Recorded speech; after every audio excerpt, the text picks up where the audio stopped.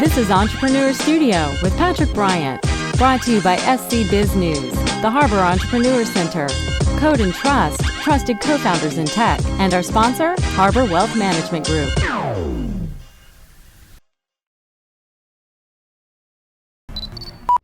Today I'm here with Mark Richards, one of my besties and a phenomenal entrepreneur that has started how many companies? About 12.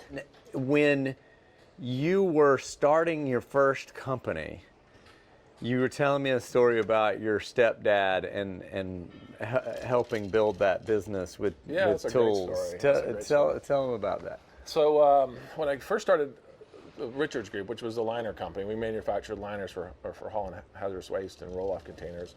Back in 1990, I realized early I needed a machine. I needed a heat sealing machine to seal plastic, and it needed to be 10 feet long.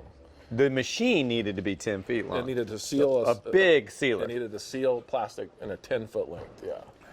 And at the time, I found a machine for $15,000, and so I needed to go find $15,000. I didn't have anything. And so, what do you do when you need money for a startup? Some people would ask their parents. Yeah, so friends. Friends, family, and fools, right? So you don't. I ask this to my students, and they'll tell me, bank. Well, but no bank's going to lend a startup like this. So I went to my stepfather and asked him for $15,000, and he was a cigar smoker back then. He's not with us anymore, but he was smoking a cigar. He goes, "What do you need the $15,000 for, son?" And I told him, "Well, I need a 10-foot sealing machine." He goes, "Well, what does this machine do?" I said, "Well, it's just like my little 12-inch machine, which we use to do the prototypes. It's just, it's 10 times bigger." And he goes, He said, "We'll build one." And I thought he was nuts. But over Christmas of 1990, we built a 10-foot sealing machine out of scrap out of his machine shop.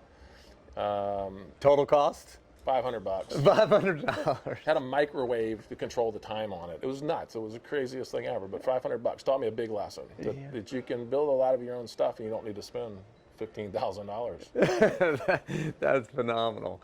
And I used that machine for years. I probably made millions of dollars worth of liners on that machine. Millions of dollars. It's crazy. I love it. Another story is around a tugboat and ingenuity that I think also plays to that gene that you have. Yeah, how to steer a tugboat with a light bulb on it. So my dad had bought a tugboat in Norfolk, Virginia. We were bringing it down. We were bringing it down the Intercoastal Waterway. And we were in Currituck Sound, which is in North Carolina, blowing like crazy storming. And unbeknownst to us, there was a leak on the back deck. And salt water was actually leaking on top of the hydraulic unit that controls the steering. So the way we discovered this is my dad goes, "I can't go left." He said, "The boat's only steering right." Well, we it's a narrow waterway, so we basically steered right into the edge of the waterway, out in the Sound. Yeah. And we're like, what the hell are we going to do? And so, we're miles away from anything, middle of the night, storming, nasty. And we went down and saw the hydraulic unit, and we noticed that the solenoid was bad, but you could manually stick a screwdriver in it and cause the actuator to turn. So you could stick a screwdriver in it and make it go the other way. So I put the deckhand down there, and I said, okay, and a drop light. So we had a drop light, and we ran an extension cord all the way up to the wheelhouse. And then every time Dad needs to go left, I'd plug the light bulb in, and every time he saw the light bulb, he'd push with the screwdriver.